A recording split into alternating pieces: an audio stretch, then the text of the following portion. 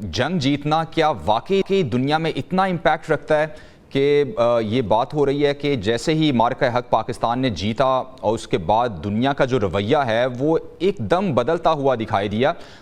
ये सिर्फ और सिर्फ जंग के नताइज हैं या फिर डिप्लोमेटिक लेवल पे कुछ बातचीत चल रही होती है तो तब जाके इस तरह की टाइज जो हैं वो सेट होती हैं और अच्छे नताइज निकलते हैं इंटरनेशनली भी?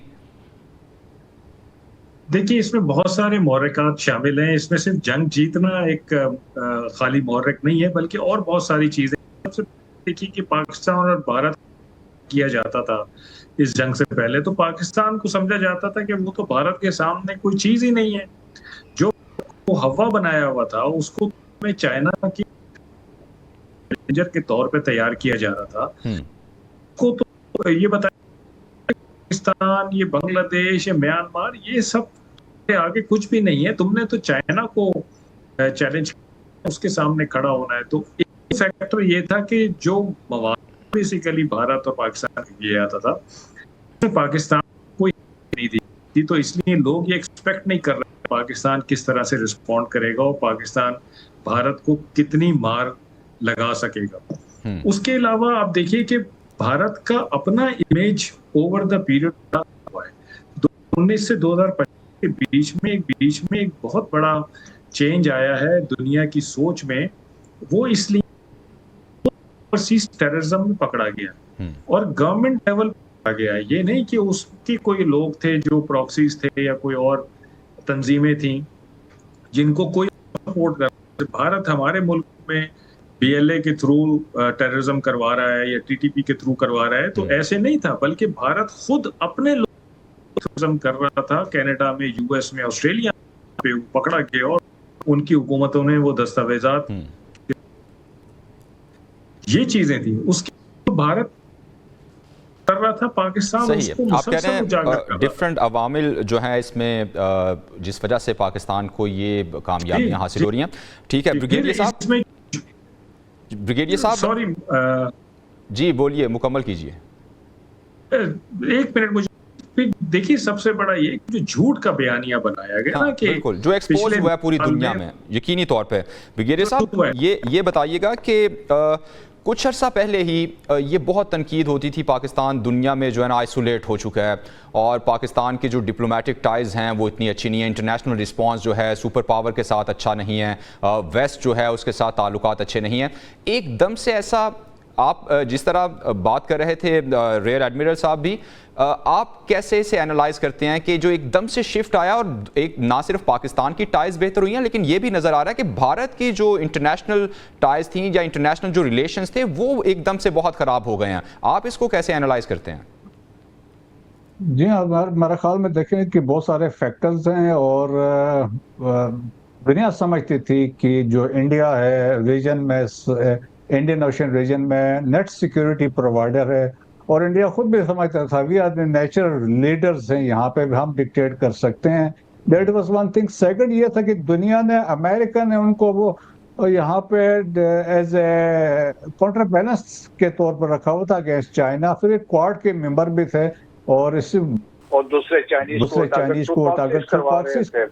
लेकिन फिर इंडिया की अपनी असेसमेंट भी बड़ी अजीब गरीब थी। उनकी असेसमेंट ये थी कि एक फॉल्स फ्लैग ऑपरेशन करवाया और इसके बाद उन्होंने कहा था कि सिचुएशन बिल्ड करते हैं। इसके बाद उन्होंने कहा पाकिस्तान में इकॉनमी ठीक नहीं है। सेकंड उन्होंने कहा पोलराइजेशन है वहाँ पे, तो पार्टियां आपस में डिवाइडेड है। थर्ड उन्होंने ये भी सोचा था कि वहाँ पे तो पब्लिक फौज के खिलाफ है, तो ये बड़ा सही मौका है, एक हम पंच लगाते हैं, इसके बाद पाकिस्तान डिफेंसिव पे चला जाएगा, भागा यूनाइटेड नेशन में जाएगा। ये है कि आप कह रहे हैं कि अमेरिका का बच्चा था भारत, लेकिन अब क्या अमेरिका जो है अपने बच्चे से नाला हो चुका है, वो उसको अब जरूरत नहीं है उसकी?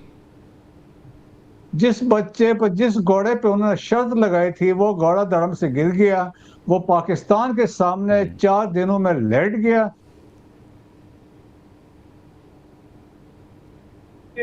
सेकंड, द ट्रांसनेशनल रिप्रेशन में इंडिया एक्सपोज हो चुका था, टेररिज्म था, दुनिया मान गई कि 5 आइज कंट्रीज ने कंफर्म कर दिया था, तो वो वाले भी अलग इसके फैक्टर इसमें इन्वॉल्व है।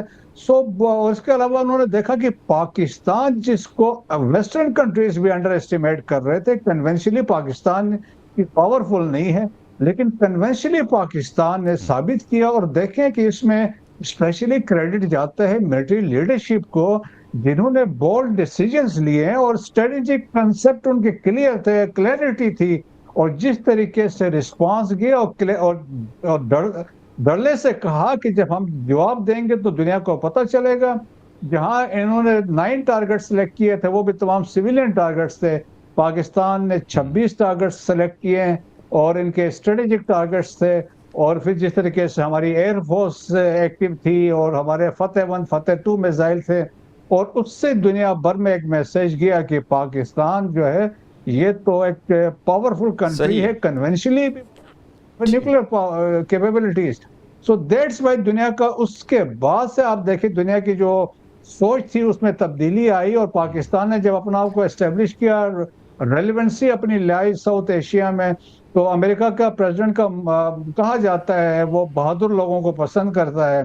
तो दैट्स वाई ही सेड कि जी फील्ड मार्शल से मैं मिला हूं तो आई एम इम्प्रेस्ड, और उन्होंने कहा पाकिस्तानी लोग जो है बड़े ज़हीन हैं। अच्छा एयर मार्शल साहब, तो जी ठीक है सर, आपको पॉइंट आ गया, वापस आता हूं मैं आपकी तरफ। एयर मार्शल साहब ये कहिएगा कि ये एकदम से हालात पाकिस्तान के लिए इंटरनेशनली बहुत साजगार हैं, अगर इसे टेम्परेरी कहा जाए तो आप क्या समझते हैं कि फॉर लॉन्ग रन इसे कैसे कन्वर्ट किया जा सकता है और पाकिस्तान को क्या हिकमत अमली अपनानी होगी?